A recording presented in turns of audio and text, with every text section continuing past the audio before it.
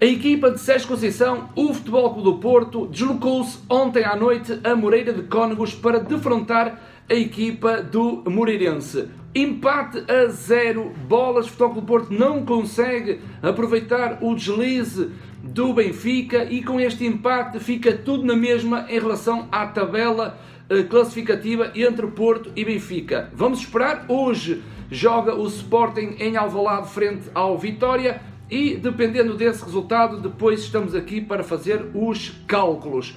Uma nota prévia antes de analisar a equipa do Futebol Clube do Porto: as condições em Moreira de Cónegos, em termos das câmaras da Sport TV, não me facilitam a mim a fazer uma análise mais ao pormenor, porque as câmaras estão muito mais próximas do relvado e assim torna-se bastante difícil eu colocar aqui as imagens sobre aquilo que o Porto fez dentro das 4 linhas com e sem bola. Antes de passar à análise, se vocês gostam deste tipo de vídeo, deste tipo de análise, maltinha, vamos subscrever o canal, botãozinho vermelho, subscrevam o canal e depois de estarem inscritos, não se esqueçam de ativar o sininho para vocês receberem as notificações no vosso telemóvel, por e-mail, tablet. O importante é receberem a notificação quando eu colocar um vídeo aqui no canal Joga Simples. Depois, aquilo que vos peço é deixar o vosso feedback. Deixem o like neste vídeo, porque o like vai ajudar para o crescimento deste canal Joga Simples dedicado ao futebol. Futebol Clube do Porto, que apresentou o seguinte 11: José Sá na baliza, Ricardo Pereira no lado direito defensivo, Alex Telles lado esquerdo, dupla de centrais com Felipe e Reias. Depois 2 jogadores no meio campo que iam permutando o seu posicionamento, como Herrera e Oliver Torres. Paulinho descaído um pouco para a direita, Brahimi na esquerda e na frente Marega, Aboubakar. Aqui algumas alterações de comportamentos nos corredores laterais por causa de Paulinho, mas vou já explicar essa situação. Uma primeira fase de construção do Futebol Clube do Porto, quando os centrais abriam Felipe e Reias, e depois o primeiro médio a ir buscar jogo era Herrera, formando esta linha de 3. Havia sim permuta de posicionamento com Herrera e Oliver, porque em algumas situações era Oliver que descia no corredor central para fazer a linha 3 e Herrera depois posicionava-se naquele jogo entre linhas. Reparem onde está Oliver Torres, está atrás dos primeiros homens a defender da equipa do Moreirense, naquele posicionamento para receber a bola e dar início à sua segunda fase. Com esta linha 3, possibilitava que Alex Telles no lado esquerdo e Ricardo Pereira no lado direito depois dessem profundidade nos seus corredores laterais. Nesta imagem, que é uma imagem aproximada, vemos que Brahimi está numa posição mais central, procurando o corredor central. Viram nesta imagem a primeira fase de construção com alguma dificuldade, porque o foco da câmara está muito em cima do relvado, e depois o Porto, quando saía daquela primeira fase de construção, vou dar o exemplo do lado direito, em que era Ricardo Pereira que assumia quase todas as funções ofensivas do Futebol Clube do Porto por esse lado. Ricardo Pereira dava a profundidade, verticalidade ao corredor mais à direita, quando Paulinho jogava sempre nos espaços mais interiores. Para quê? Para que o Porto também tivesse o jogo interior e, claro, dar mais superioridade numérica no corredor central. Mais uma imagem em que está muito próxima do relvado, conseguimos ver Marega e Aboubakar, eram os 2 homens da frente. Aqui um pequeno detalhe, acho que Aboubakar está muito longe de Marega e deveria haver uma aproximação no que diz respeito depois aos últimos homens da equipa do Moreirense. Portanto, no lado direito as despesas era Ricardo Pereira que fazia as suas investidas e depois raramente víamos Paulinho a dar largura mais à direita à frente de ataque do Futebol Clube do Porto. Nesta imagem ainda consigo captar Paulinho no setor mais à direita, num ataque rápido do Futebol Clube do Porto. Na frente, Marega e Aboubakar, os 2 sempre à procura da situação de finalização, e depois, mais uma vez, Brahimi está a procurar movimentos mais interiores no corredor central, também para dar uma linha de passe e ter superioridade numérica naquela zona de ação. Mas aqui claro, destacar o posicionamento de Paulinho, que jogava um pouco mais à direita. Tínhamos aqui um problema, porquê? Porque Paulinho sempre no corredor central e depois era Ricardo Pereira que assumia aquelas despesas ofensivas no corredor mais à direita. Senão, pensava que Marega pudesse fazer movimentos de dentro para fora, cair na linha, quando Paulinho depois assumia os comportamentos mais interiores. Esse facto não aconteceu. Estranhamente pensava que Marega iria dar largura ao corredor do lado direito quando Aboubakar ficava mais centralizado. Não aconteceu. Na primeira parte o Porto investia muito pelo lado direito, o que fez também cansar muito Ricardo Pereira e ter só essa solução no lado mais à direita do Futebol Clube do Porto.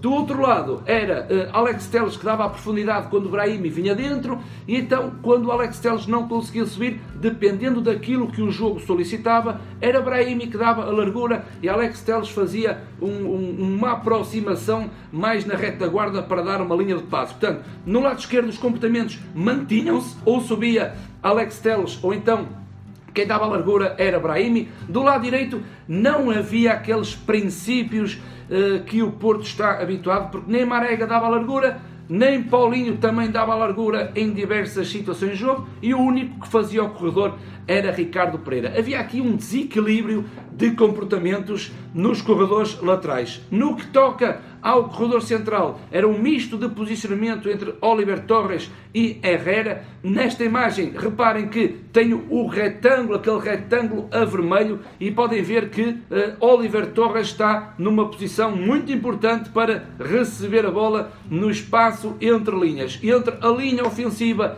do Moreirense e a linha do meio-campo do Moreirense. Herrera com bola já no corredor central a partir para uma segunda fase, e Oliver Torres muito importante à procura do espaço, dar uma linha de passe e iniciar depois a segunda fase do Futebol Clube do Porto. Não só Herrera, não só Oliver Torres procurava aquela zona do terreno, como também em algumas situações de jogo era Herrera que procurava e Oliver Torres baixava um pouco no corredor central. O Porto depois alguma dificuldade também na primeira parte de chegar ao último terço e definir bem as situações, o que obrigava a Aboubakar a baixar no terreno. Então Aboubakar descia muito no terreno. Vejam o posicionamento do ponta-de-lança do Futebol Clube do Porto, que está à frente da linha de Herrera e Oliver Torres. Aqui a bola já está dentro do meio-campo do Moreirense e Oliver e Herrera funcionavam quase par naquele meio-campo, numa linha contínua, jogando lado a lado. Mas Aboubakar está atrás da linha de Brahimi e Paulinho. Portanto, reparem que Aboubakar descia muito através do seu corredor central para tentar pegar no jogo e desequilibrar aquela organização defensiva do Moreirense. Portanto, Marega não esteve tão bem neste jogo do Futebol Clube do Porto e Aboubakar via-se na obrigação de descer para tentar pegar no jogo. Portanto, já falei do Futebol Clube do Porto com bola, um Futebol Clube do Porto que dava alguma dinâmica nos corredores laterais, mas no lado direito estava órfão da movimentação de Marega para dar a largura, tanto o Paulinho para dar também essa largura, e era Ricardo Pereira que assumia as despesas ofensivas. Do lado esquerdo, os comportamentos já eram iguais, com Alex Telles e Brahimi, iguais a jogos anteriores, iguais ao modelo de jogo de Sérgio Conceição. No meio, aquele misto de posicionamento com Herrera e Oliver Torres. O Porto, sem bola, era uma equipa que não conseguia pressionar alto, porque o Moreirense não tinha uma primeira fase de construção. A equipa do Moreirense não se preocupava em sair a jogar na sua parte mais na retaguarda, no seu primeiro terço de terreno, e então quando o Moreirense não está interessado em construir, o Porto não pode pressionar porque a bola era sempre batida para o meio-campo do Porto. O Porto, em organização no seu jogo sem bola, já nos habituou a defender num 4-4-2. O que é que acontece? Na frente fica Aboubakar e Marega, são os dois primeiros homens a defenderem, e depois o Porto forma uma linha de 4 jogadores com Brahimi mais à esquerda, Herrera e Oliver Torres e Paulinho mais à direita. Foi esta a forma de como o Futebol Clube do Porto defendia organizadamente no seu jogo sem bola. Um Porto que numa primeira parte foi um Porto algo confuso, muitas percas de bola, pouca intensidade, pouca agressividade no bom sentido, no ganhar as segundas bolas,